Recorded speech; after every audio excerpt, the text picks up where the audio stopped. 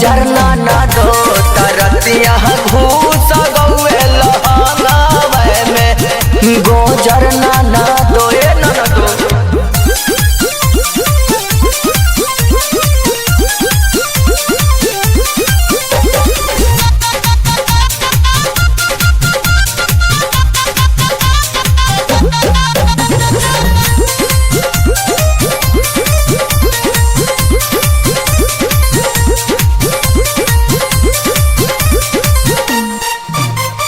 नाही मोबतिया सैया से कहनी चुपके से दर्द मुआना के सहनी का कही ए हो।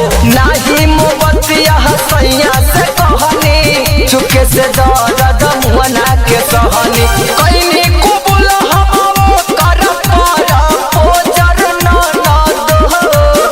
अरे कइनी कुबुल हमो कर पारा गोजर ना दो।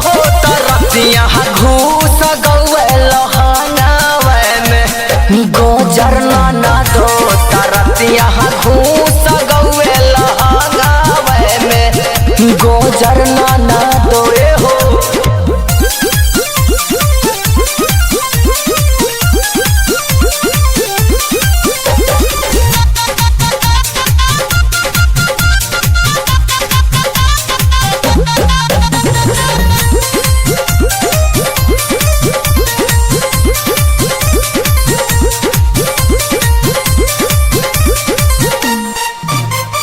दुर्गा बेदर्दी उपेंद्र जे जानी है कबो ना हमारा के दिल से उमनी है।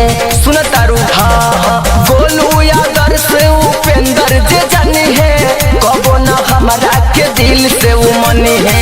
अच के भवाला गोजर ना दो। अरे अच के भवाला गोजर ना दो। तरतिया घूस गौए लहंगावे में गोजर ना दो तरतिया घूस गौए लहंगावे में गोजर ना दो। कतना ले अपन दुख कहिए ना दो।